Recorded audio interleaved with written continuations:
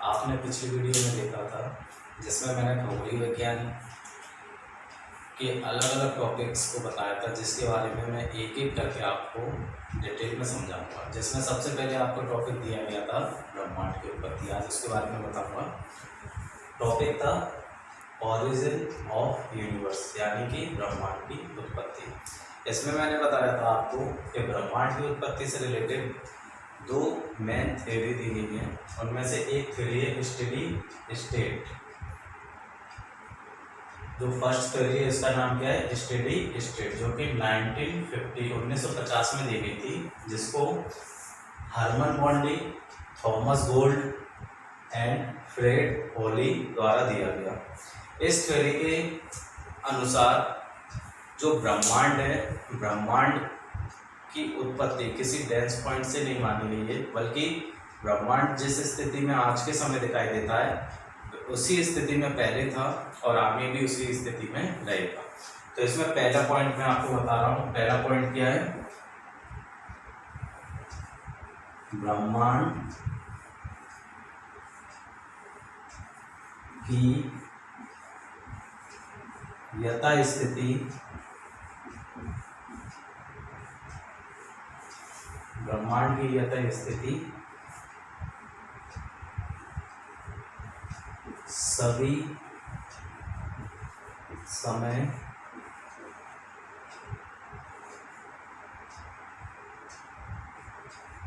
सामान्य है। ब्रह्मांड की यथास्थिति सभी समय सामान्य है। सेकंड, दूसरा नंबर है, इसके अनुसार ब्रह्मांड में अगर कहीं पर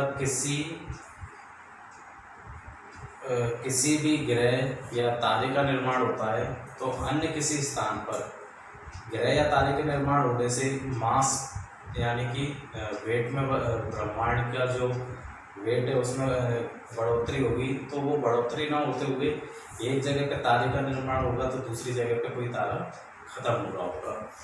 तो सेकंड क्या है? किसी भी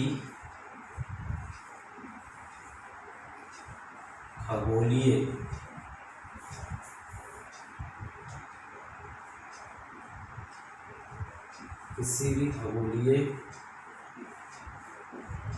पिंड के निर्माण से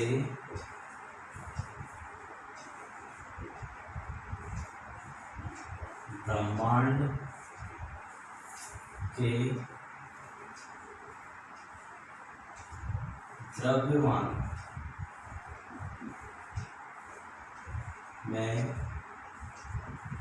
अंतर नहीं आता है।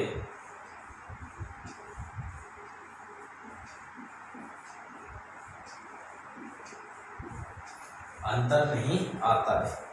क्यों नहीं आता है? क्योंकि अगर कोई नया खगोलीय पिंड बन रहा है तो ब्रह्मांड में किसी अन्य स्थान पर कोई खगोलीय पिंड उसी समय समाप्त हो रहा होगा, जिससे दोनों ब्रह्मांड में जो द्रव्यमान है उसकी स्थिति कैसी रहेगी?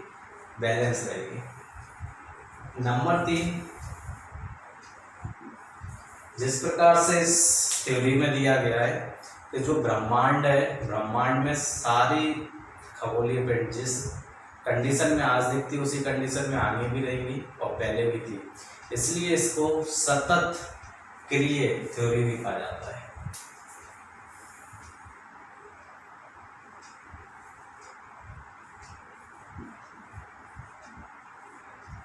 ब्रह्मांड की उत्पत्ति की सतत क्रिया सिद्धांत।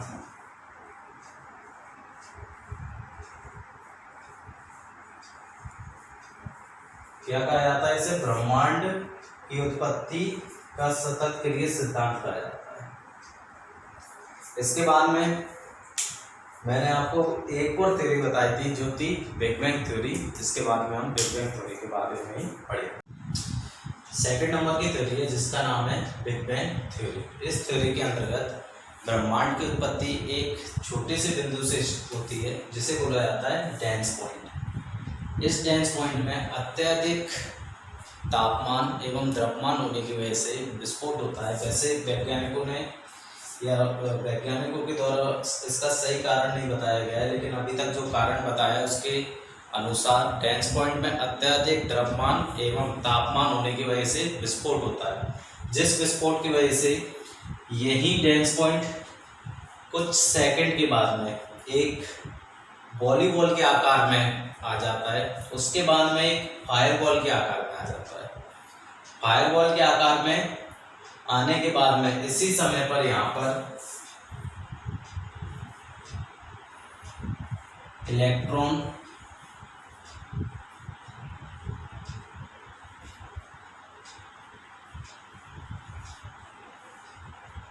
प्रोटॉन न्यूट्रॉन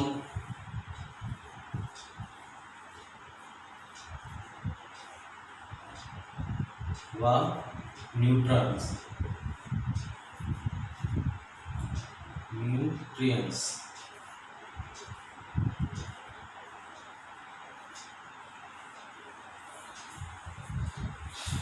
फायरवॉल के आकार में आने के बाद में इस समय ब्रह्मांड में सर्वप्रथम इलेक्ट्रॉन, प्रोटॉन, न्यूट्रॉन एवं न्यूट्रिएंट्स बनते हैं, जिनमें से इलेक्ट्रॉन, प्रोटॉन और न्यूट्रॉन ब्रह्मांड में विभिन्न खगोलीय पिंडों को बनाने में अपने महत्वपूर्ण योगदान देते हैं। साथ ही साथ में न्यूट्रिएंट्स भी एक इम्पोर्टेंट पार्ट है, पार्टिकल्स है।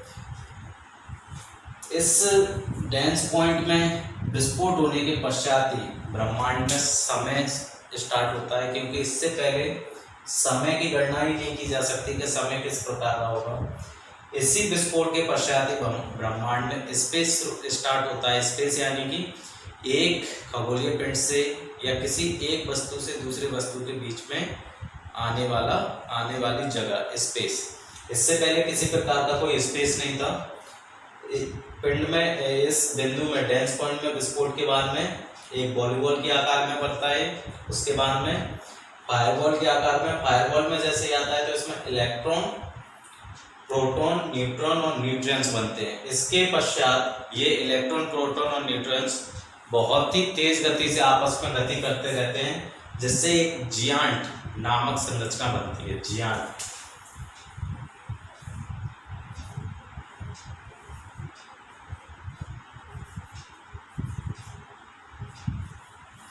इस जियांट संरचना के बाद में इसमें उपस्थित इलेक्ट्रॉन, प्रोटॉन और न्यूट्रॉन्स गति करते हैं और साथ ही साथ में ये पिंड फैलने लगता है और फैलने की वजह से आगे चल के ये पिंड फैलते हुए काफ़ी फैल जाता है और इसका टेम्परेचर 400 डिग्री सेल्सियस रह जाता है। पहले इसमें टेम्परेचर अत्यधिक है, लेकिन यहाँ पर टेम्परेचर कम हो जाता है। टेम्परेचर कम होने की वजह से इलेक्ट्रॉन, प्रोटॉन और न्यूट्रॉन्स, ये जो कण बने थे, और न्यूट्रिएंट्स, ये कणों में आपस में क्रिया होती है, जिसकी वजह से ये एटम्स में कन्वर्ट होते हैं। तो सबसे पहले जो एटम्स बना था वो 4000 डिग्री सेल्सियस पर बना। यहाँ पर प्रथम अणु बनेगा, जिसके बाद में फिर तारे बनेंगे और तारे बनने के बाद में फिर आकाशगंगा बनेगी। आकाशगंगा बनने के बाद में जो आकाशगंगा बनेगी, तो आकाशगंगा जो रहती हैं वो तीन के ग्रुप में रहती है, तो उनको बोला जाता है क्लस्टर। 3 के ग्रुप में आकाशगंगा रहती है, उसे बोला जाता है, जो कि आपको आकाशगंगा में पढ़ने को मिलेगा।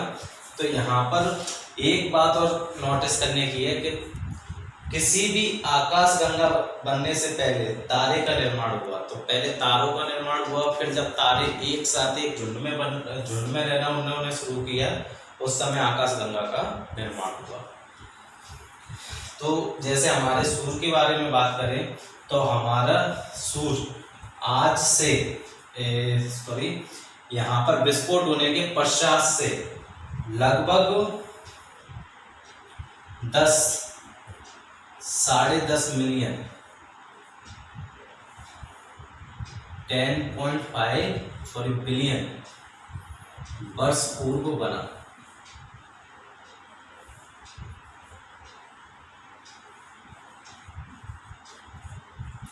10.5 बिलियन वर्ष पूर्व हमारे सूर्य की उत्पत्ति हुई। इसके बाद में जिस आकाशगंगा में, मंदाकिनी आकाशगंगा में हमारा सूर्य उपस्थित है, उसकी उत्पत्ति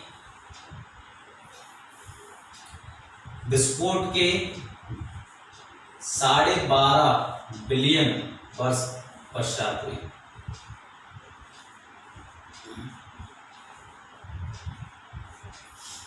अर्थात जो आज के समय से अगर गणना की जाए तो आज के समय से जो विस्फोट हुआ है वो लगभग 15 बिलियन वर्ष पूर्व हुआ है। और हमारा सूर्य बना है वो विस्फोट के 10.5 बिलियन वर्ष पूर्व बना है।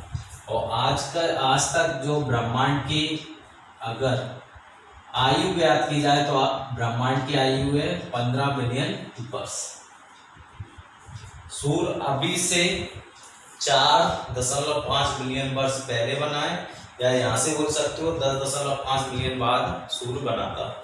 इसी प्रकार से मंदाकिनी गैलेक्सी जो है वो 12 बिलियन वर्ष बाद, विस्फोट के 12 बिलियन वर्ष बाद बनी है। या फिर यहाँ से देखेंगे तो लगभग 2.5 बिलियन वर्ष बाद पहले मंदाकिनी गैलेक्सी का निर्माण हुआ है। और आज का समय है 15 बिलियन वर्ष बाद, कब?